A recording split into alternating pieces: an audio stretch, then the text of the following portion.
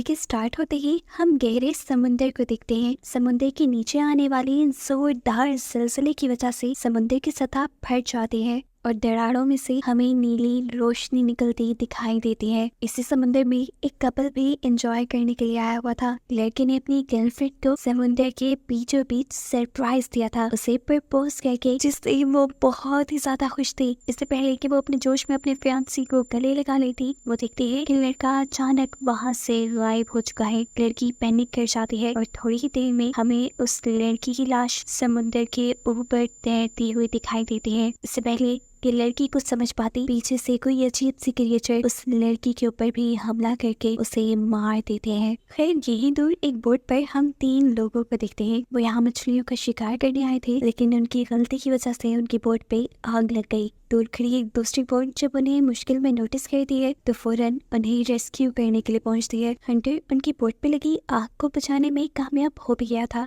ये सारा इन बोट पे मौजूद लोगों की वजह से ही हो रहा था। एक तो वो बोट पे फायर क्रैकर्स लेकर आए हुए थे और दूसरा ड्रिंक भी कर रहे थे। हंटर जब उन्हें मना करता है, लेकिन वो हंटर की बातों पे ज्यादा ध्यान नहीं देते। इनकी बोट के ऊपर और भी बहुत से फायर क्रैकर्स थे, जिन्हें हंटर अपनी बोट के ऊपर शिफ्ट कर लेता है, क्योंकि वो यहाँ का सुपरवाइजर था। सीन कट होकर दूसरी तरफ हम एक आदमी को देखते हैं जो दूर पहाड़ की चोटी से अपनी दूरबीन के जरिए समुद्र के बीचों बीच चमकती हुई ब्लू लाइट को नोटिस कर रहा था। और समुद्र के ठीक उसी ब्लू लाइट वाले पॉइंट पर हंटर और उसका ग्रुप जो हंटिंग कर रहे थे, उनके भी हुक में कुछ बड़ा फंसता है, जिसके फंसने पर ये सभी लोग खुश होते हैं। और जिस तरह ये लोग उस चीज को ऊपर की तरफ खींच रहे थे, इनको बहुत ताकत लगानी पड़ रही थी। साफ मतलब था कि नीचे कोई बहुत बड़ी चीज है। जैसे ही ये लोग उस चीज को अपनी बोट में ला के रखते हैं तो उन्हें वहाँ डेड इंसान मिलता है, जिसका पूरा मुंह ब्लू हो चुका था। उन्हीं की ग्रुप मेंबर जेड को ये काफी अजीब लगता है और इस चीज की इन्वेस्टिगेशन करने के लिए कि आखिर इस इंसान को हुआ क्या, वो अंडर वाटर अपना कैमरा भेजती है और उसे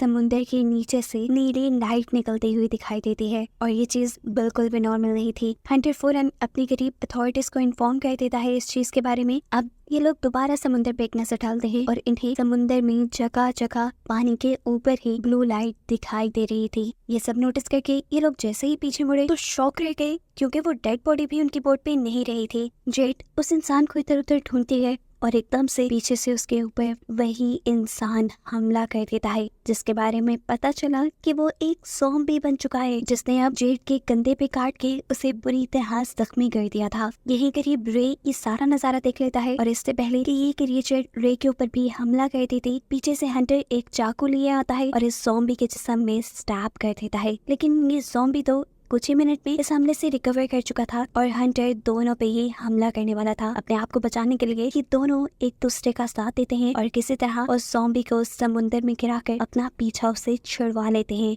जेड को हॉस्पिटल में एडमिट कर दिया गया था, जिसके साथ रे रुकता है और हंटर अब अपने एक दूसरे साथी दोबारा समुंदर में उतरता है उस ब्लू लाइट को इन्वेस्टिगेट करने के लिए। ये दोबारा समुद्र की गहराइयों में अपने कैमरास भेजते हैं और इस मर्तबा इन्हें सी बेड पे बहुत सारी दरारें दिखाई देती हैं, जिसके अंदर से वो ब्लू लाइट निकल रही थी। कैमरा थोड़ा ही आगे जाता है तो इन्हें एक इंसान की तरह की क्रिएचर वहाँ तैरती हुई दिखाई देती है। हंटर अपने साथी से कहता है हो सकता है कि वहाँ ज़ॉम्बी हो, क्योंकि पहले भी समुद्र से एक ज़ॉम्बी ही निकला था जिसने उनके ऊपर हमला कर दिया था। दूसरे आदमी को उसकी सारी बात खाने लगी और वो हंसने लगा कि समुद्र में ज़ॉम्बीज कहाँ से हो सकते हैं। अभी वो हंस ही रहा था कि एकदम से इन लोगों ने देखा कि इनकी बोट की तरफ बहुत सारे ज़ॉम्बीज तैरते हुए आ रहे थे और ये देखते हुए उस आदमी को भी हंटर की बात पे बिलीव करना पड़ा। इतने सारे ज़ॉम्बीज का यहाँ पे होना खतरे से खाली नहीं था। हंटर फौरन अपनी वाइफ को कॉल करता है और उससे रिक्वेस्ट करता है कि प्लीज अथॉरिटीज को कहकर समुद्र के आसपास का सारा इलाका खाली करवा दो, क्योंकि यहाँ पे एक बहुत बड़ा सुनामी आने वाला है।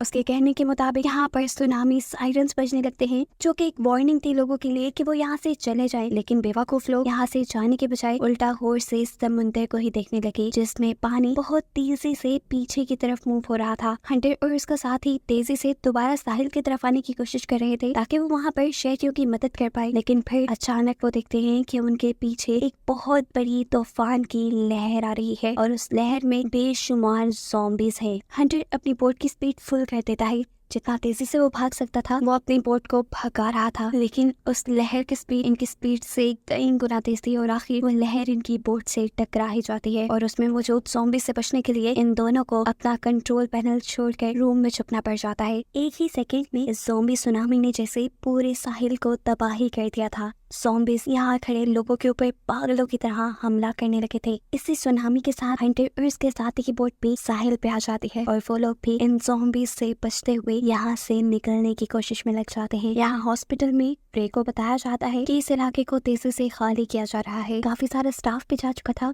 इसी वजह से जेड को देखने के लिए यहाँ कोई डॉक्टर नहीं रहा था। यहाँ साहिल पर भी बस अब कुछ ही सर्वाइवर्स बचे हुए थे जिनको जेड और उनका साथी आने वाले खतरे के बारे में इन्फॉर्म करने की कोशिश तो करता है, लेकिन अब काफी देर हो चुकी थी। ज़ॉम्बीज़ बिल्कुल उनके पीछे थे जो उनके ऊपर हमला करके उनको भी ज़ॉम्बी बना देते हैं और ऐसे ज़ॉम्बीज़ का एक ग्रुप और भी ज्यादा बड़ा हो जाता है। हंटर और इसका साथी अपने आप को बचाने के लिए अपनी गन और अपने चाकू से काफी सारे ज़ॉम्बीज़ को मारते हुए आगे बढ़ते हैं, लेकिन इन ज़ॉम्बीज़ की तादाद अब कम होने वाली नहीं थी। बहुत से इंसान भी इन ज़ॉम्बी के हाथों मारे गए थे। पीछे जो इंसान बचे थे उनको बचाने के लिए हंटर यहाँ पर एक बोट का इंजन स्टार्ट करता है और इस पे लगे हुए फैन के जरिए बहुत सारे ज़ॉम्बीज़ को एक ही टाइम में मारने में कामयाब हो जाता है और ऐसे पीछे बचे हुए इंसानों को भागने का मौका मिल गया था। सीन कट होकर अब हमें हंटर की बेटी सैम को दिखाया जाता है जो अपने फ्रेंड्स के साथ पार्टी कर रही थी, लेकिन इस क्लब की बिल्डिंग के ऊपर भी ज़ॉम्बीज़ का हमला हो गया। ये लोग बुरी तरह घबरा चुके थे। सैम हंटर को कॉल करती है लेकिन कोई उसकी कॉल नहीं उठा पा रहा था क्योंकि सभी बिजी थे।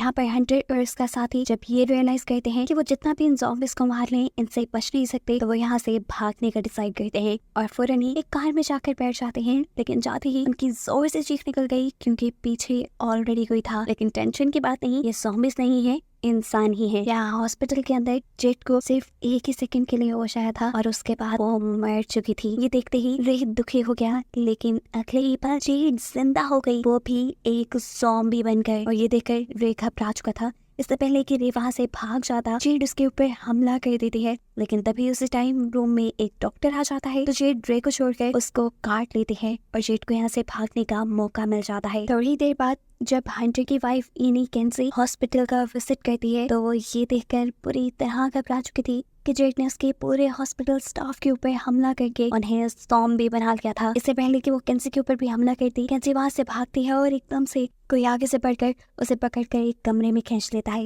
ये वही था जो पहले भी इन ज़ॉम्बी से ही बचकर भाग रहा था। अब यहाँ ज़ॉम्बीज़ मिल गए, दरवाजा तोड़ने की कोशिश में लग जाते हैं, जबकि यहीं से कैंसी और रे एक दूसरे रूम में चले जाते हैं अपने आप को बचाने के लिए, जहाँ से इनका सामना हो जाता है व्हील चेयर पे बैठे एक और ज़ॉम्बी से। यहाँ हंटर का भी पूरा क्रू पुलिस स्टेशन तक पहुँचता है और यही उनके पीछे बहुत सारे ज़ॉम्बीज़ पड़ जाते हैं। अपने आप को बचाने के लिए वो लड़का अपनी वाइफ को ज़ॉम्बीज़ के हवाले करके पुलिस स्टेशन के अंदर जाकर वहाँ का दरवाजा बंद कर लेता है। उससे जो किया था वो बहुत गलत था। हंटर जब उससे इसके बारे में सवाल करता है तो वो उल्टा हंटर से ही बदतमीजी करने लगा। वो पुलिस ऑफिसर से भी बदतमीजी करते हुए वहाँ के वेपन्स मांगता है, लेकिन पुलिस ऑफिसर ऐसा करने से इनकार कर देते हैं। इस गुस्से में वो एक पुलिस ऑफिसर को तो मार देता है और इससे पहले कि वो दूसरे को भी मार देता, हंटर अब उसे किसी चीज से मारते हुए बेहोश कर देता है। इसके बाद ये लोग इस आदमी को बंद करते हैं और हंटर का साथ ही यहाँ से मदद बुलाने की कोशिशों में लग जाता है, लेकिन किसी भी दूसरे शहर से उसका कांटेक्ट नहीं हो पा रहा था। हंटर खुद यहाँ पर पुलिस के कंप्यूटर को लॉग इन करता है और उसमें से उस बोर्ड का पता चलाता है जो उसने समुद्र के बिल्कुल दरमियान में देखी थी। वो बोट एक फार्मास्यूटिकल कंपनी की थी और उसका स्टेटस था कि वो वेस्ट को डंप करने के लिए समुद्र में गई थी। इससे पहले ये लोग कुछ और पता चलाते, ज़ॉम्बीज़ पुलिस स्टेशन की खिड़कियां तोड़ देते हैं। वो किसी भी वक्त अब अंदर आ सकते थे, इसलिए ये दोनों जाकर एक अलमारी से अपने लिए वेपन्स लेते हैं और यहाँ से निकल जाते हैं, जबकि वो आदमी इनसे रिक्वेस्ट करता रह जाता है, प्लीज मुझे खोलो। बाहर का दरवाजा खोलते ही ये लोग पुलिस शील्ड्स का इस्तेमाल करते हैं ज़ॉम्बीज़ को अपने आप से दूर करने के लिए, और फिर हंटर का साथ ही ज़ॉम्बीज़ को शूट करना शुरू कर देता है। जबकि हंटर ने तो अब कमाल ही कर दिया था, वो यहाँ पर हैंड रॉकेट लॉन्च करता है जिसकी वजह से दूर ज़ॉम्बीज़ का आने वाला पूरा ग्रुप एक ही वक्त में तबाह। रास्ता इनका साफ हो गया था। ये लोग एक कार में बैठ के यहाँ से निकल जाते हैं, लेकिन ये नहीं जानते कि इतने सारे ज़ॉम्बीज़ को मारने के बाद खतरा टला नहीं। एक और बड़ा ज़ॉम्बीज़ का सुनामी इस शहर पे हमला करने वाला है। सीन कट होकर दोबारा हम सैम और उसके ग्रुप को देखते हैं जो किसी तरह ज़ॉम्बीज़ से बचते हुए अपने क्लब से बाहर निकल गए थे। उनके पीछे भी बहुत सारे ज़ॉम्बीज़ पड़ गए जिनसे बचने के लिए वो एक मॉल में गए, तो यहाँ पे भी उनकी किस्मत खराब क्योंकि बहुत सारे ज़ॉम्बीज़ का उनसे सामना हो गया, जिनसे लड़ते हुए अपनी जान बचाकर ये लोग वहाँ से तो निकल जाते हैं, लेकिन अब बहुत सारे ज़ॉम्बीज़ इनका पीछा कर रहे थे। ये लोग एक खास पॉइंट पे पहुंचते हैं जहाँ इनके बैंड की वैन खड़ी हुई थी। ये लोग वैन का डोर नॉक करते हुए जल्दी से वैन के अंदर छुप जाते हैं, जबकि वो बैंड मेंबर जो इस वैन में ही चिल कर रहा था, उसे अभी तक होने वाली किसी चीज का अंदाजा नहीं था। वो बड़े मजे से जैसे ही बाहर निकलता है तो सामना हो जाता है उसका बहुत सारे ज़ॉम्बीज़ से, जिनमें से एक दो को तो वो मारता है, लेकिन एक इंसान कितने भी ज़ॉम्बीज़ को मारता, यहाँ ज़ॉम्बीज़ उसके ऊपर भी हमला कर देते हैं और वो भी मारा जाता है। अब सैम और उसके सारे साथी इस वैन को चलाने की और यहाँ से भागने की कोशिश में थे, लेकिन यहाँ पे भी उनकी किस्मत काम नहीं की क्योंकि वैन चल ही नहीं रही। यहाँ पर सैम की एक दोस्त जो कि इन लोगों से बिछड़ गई थी, उसे हम जंगल में भागते हुए देखते हैं, जिसके पीछे इस टाइम 2 ज़ॉम्बीज़ थे। उसे दूर पहाड़ी पे एक घर नजर आता है जिसकी तरफ वो भागना शुरू कर देती है। इस घर का ओनर भी सीसीटीवी कैमरा से उस लड़की को आते हुए देख चुका था और ये वही आदमी है जो समुद्र से निकलती हुई ब्लू लाइट को मूवी के पहले सीन में नोटिस कर रहा था, और उसने अपने कमरे में एक ज़ॉम्बी को भी बांध के रखा हुआ था, जैसे वो उस पे कोई एक्सपेरिमेंट कर रहा हो। यह आदमी दरवाजा खोलने से पहले उस लड़की से कहता है, पहले मुझे ये यकीन दिलवाओ कि तुम इन्फेक्टेड नहीं हो। जैसे ही वो लड़की अपनी कमर दिखाकर उसे यकीन दिलाती है तो वो फौरन ही ऑटोमेटिकली वो दरवाजा खोल देता है और लड़की इस घर के अंदर आ जाती है। यहाँ वो इसी आदमी से रेडियो मांगकर अपने डैड को कॉन्टेक्ट करती है, जो और कोई नहीं बल्कि हंटर का साथ ही इकोनी था। उसे कहता है, बेटा फिक्र मत करो, मैं तुम्हें बचाने जरूर आऊंगा, तुम वहीं पर रहना। अब सैम हंटर सबसे पहले मॉल की तरफ जाती है, जिसके पास ऑलरेडी सैम यानी हंटर की बेटी फंसी हुई थी। सैम के साथ उसका दोस्त भी था जिसके पाँव में चोट लगी हुई थी और उसकी वजह से सैम का आगे बढ़ना भी मुश्किल हो रहा था। ये लड़का सैम से कहता है, मैं इन सारे ज़ॉम्बीज़ को डिस्ट्रैक्ट करता हूँ, तुम यहाँ से चले जाओ, तुम्हें अपनी जान बचानी चाहिए। ये कहते ही वो विंडो के जरिए इस वैन से निकल आता है और वैन की छत पे चढ़ जाता है। वो गाना गाते हुए यहाँ ज़ॉम्बीज़ को डिस्ट्रैक्ट करता है, जबकि सैम जल्दी से इस गाड़ी से निकलने में कामयाब हो जाती है। सामने हंटर और इकोनी भी आ गए थे। इकोनी अपनी बंदूक के जरिए उसका पीछा करने वाले हर ज़ॉम्बी को शूट करता है, जिसके बाद सैम उनकी कार में बैठ जाती है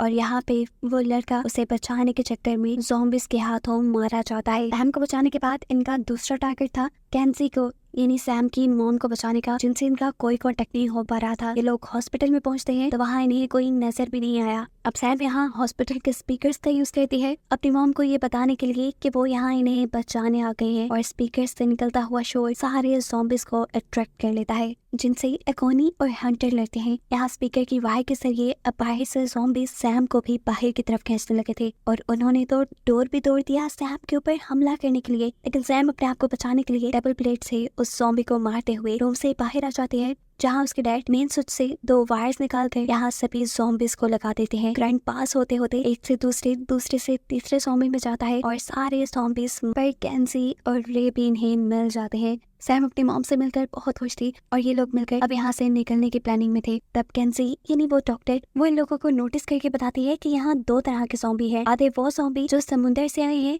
उनका कलर ब्लू है, और फिर इन ज़ॉम्बीज़ ने जिनके ऊपर हमला किया है उनका कलर चेंज है। उसको लग रहा था कि पहले वाले ज़ॉम्बीज़ पे जरूर कुछ ना कुछ एक्सपेरिमेंट हुआ हुआ है। फाइनली ये लोग हॉस्पिटल से बाहर आ जाते हैं, जहाँ 1-2 और ज़ॉम्बीज़ से इनका सामना हो गया। हंटर उन दोनों से लड़ता है और ये सब फिर कार में बैठ कर यहाँ से निकल जाते हैं। इनका अगला टारगेट था टॉनी को बचाना, जो इस टाइम उस अजीब से आदमी के घर थी। इस टाइम हमें देखने को मिलता है कि अकोनी के हाथ पे एक स्क्रैच था और इसी वजह से वो दूसरा आदमी उसे अपने घर आने को अलाउ नहीं कर रहा था, लेकिन अकोनी उसे यकीन दिलाता है कि ये ज़ॉम्बी बाइट नहीं है, सिर्फ एक स्क्रैच है। अब अकोनी इस आदमी के भी रेडियो से ऑफिशियल से कांटेक्ट करने की कोशिश करता है, लेकिन स्टिल इनका कांटेक्ट किसी से नहीं हो पा रहा था। ये आदमी बताता है कि मैंने भी कई जगह कांटेक्ट करने की कोशिश की, लेकिन कोई भी हमसे कांटेक्ट नहीं कर रहा और ना ही कोई हमें रेस्क्यू करने के लिए यहाँ आ रहा है। अभी तक 2 बहुत बड़े बड़े ज़ॉम्बीज़ के सुनामी आ रहे थे और किसी को इसकी खबर नहीं थी और ना ही कोई उन्हें रेस्क्यू करने आ रहा था, तो जरूर इसके पीछे कोई ना कोई गड़बड़ तो है। अब ये लोग बातें ही कर रहे थे कि अकोनी को यहाँ किसी क्रिएचर की आवाज़ें आना शुरू हो जाती हैं। वो बेसमेंट में चेक करने के लिए जाता है तो वहाँ इस आदमी ने एक ज़ॉम्बी को एक्सपेरिमेंट करने के लिए रखा हुआ था, जो अब छूट गया था और उसने अकोनी के ऊपर हमला कर दिया। अकोनी उससे लड़ने की बहुत कोशिश करता है, लेकिन ये ज़ॉम्बी अकोनी को बाइट कर देता है। अकोनी के चिल्लाने की आवाज़ें इन सबको भी अट्रैक्ट कर देती हैं और ये लोग भी उसको बचाने के लिए जाते हैं, जहाँ सबसे पहले वो ज़ॉम्बी काटने आ जाता है डॉक्टर को, जिससे वो अपने आप को बचाने की कोशिश कर रही थी कि यहाँ उस दूसरे आदमी ने उस ज़ॉम्बी को इलेक्ट्रिक शॉक देते हुए मार डाला। अकोनी को एक ज़ॉम्बी ने बाइट किया था, वो जल्द ही एक ज़ॉम्बी में बदल सकता था, इसीलिए इस घर का ओनर उसे यहाँ से निकल जाने को कहता है, लेकिन अकोनी की बेटी उसकी बात नहीं सुनती और अपने डैड के जख्म की पट्टी करने लग जाती है। उल्टा अब ये लोग उस आदमी से सवाल करते हैं, तुम्हारे पास ये ज़ॉम्बी क्या कर रहा था? क्या तुमने ये ज़ॉम्बीज के एक्सपेरिमेंट किए? ये सब जो हो रहा है क्या तुम्हारी वजह से हो रहा है? तब वो आदमी बताता है, नहीं ऐसा कुछ नहीं है, ये सब मेरी वजह से नहीं हो रहा, मैं तो बस इस ज़ॉम्बी को घर लाया था और इन पे एक्सपेरिमेंट करके ये जानने की कोशिश कर रहा था कि इनकी कमजोरी क्या है। और मुझे ये बात पता भी चल गई, ये ज़ॉम्बीज फोर्स गैस की वजह से बने हुए हैं, इसीलिए इलेक्ट्रिक गन से इन्हें मारना बहुत ज्यादा आसान है। उसकी ये बात सुनते हुए हंटर अपने ब्लेड के साथ टीचर गन को अटैच कर देता है ताकि आसानी से वो और ज़ॉम्बीज को मार सके। अब कोई इन्हें रेस्क्यू करने तो आ नहीं रहा था, अगर इन्हें अपनी जान बचानी थी तो खुद ही ज़ॉम्बीज को मारने का कोई प्लान बनाना था। हंटर के दिमाग में एक प्लान आ भी चुका था, हमें किसी तरह सारे ज़ॉम्बीज को पानी में लेकर जाना होगा और फिर हम पानी के अंदर करंट छोड़ देंगे जिससे सारे ज़ॉम्बीज एक ही टाइम में मारे जाएंगे। और जब हम सारे ज़ॉम्बीज को ही मार देंगे तो ना ही कोई ज़ॉम्बी इंसान पर अटैक करेगा और ना ही कोई इंसान ज़ॉम्बी में बदलेगा। उसका यह प्लान सुनते हुए ये आदमी उन्हें बताता है कि उसके पास बहुत से ग्रेनेड और ऐसी चीजें हैं जिनसे ज़ॉम्बी के ऊपर हमला किया जा सकता है। ये प्लान बनाते ही ये लोग जैसे ही बाहर निकलते हैं तो देखते हैं कि ज़ॉम्बीज भी इनके घर के अंदर आने में कामयाब हो चुके थे। इस टाइम जो हंटर ने वेपन बनाया था वो भी सही से काम नहीं कर रहा था और ज़ॉम्बीज इनके ऊपर हमला भी कर चुके थे। तब यहीं पर हंटर की मदद करने के लिए हंटर की वाइफ आती है। वो यहाँ पर मौजूद एक क्रशिंग मशीन ऑन कर देती है और ये दोनों मिलकर एक एक करके सभी ज़ॉम्बीज को उठाकर उस क्रशिंग मशीन के अंदर डालना शुरू कर देते हैं। इन दोनों की टीम वर्क की वजह से इन्होंने काफी सारे ज़ॉम्बीज को मार दिया था। अब फाइनली ये लोग यहाँ से बाहर निकल सकते थे। बाहर निकलकर ये लोग करीब एक केव में छुपने के लिए जाते हैं जहाँ जाकर अकोनी की तबीयत अब ज्यादा बिगड़ने लगी थी। यहाँ पर वो दूसरा आदमी बताता है क्योंकि ज़ॉम्बी ने उसके दिमाग के आसपास के हिस्से को बाइट नहीं किया था, इसी वजह से अकोनी जरा देर से ज़ॉम्बी बन रहा है, लेकिन अब उसका टाइम आ गया है। और यहाँ मरने से पहले अकोनी अब सबसे बड़ा सच रिवील करता है, वो ये कि उन्हें इस ज़ॉम्बीज की हिस्ट्री के बारे में पता है। काफी सालों पहले इस आइलैंड पे एक फार्मास्यूटिकल कंपनी आई थी। उस मेडिसिन को इंसानों के ऊपर एक्सपेरिमेंट करने की अभी इजाजत नहीं मिली थी, लेकिन उस फार्मास्यूटिकल कंपनी ने इंसानों को वो मेडिसिन दे दी जिसकी वजह से बहुत सारे इंसान ज़ॉम्बीज में बदल गए। उस कंपनी को कोई नुकसान ना हो जाए, उस कंपनी ने यहाँ के लोकल काउंसलर्स को बहुत सारी रिश्वत दी कि वो इस राज को राज ही रखेंगे। और रिश्वत लेने वालों में अकोनी खुद भी शामिल था क्योंकि उसे अपनी वाइफ का इलाज करवाना था, लेकिन बदकिस्मती से वो फिर भी मर गई और आज उसी की वजह से इतने सारे लोग भी मर रहे हैं। अभी ये लोग ये डिस्कस ही कर रहे थे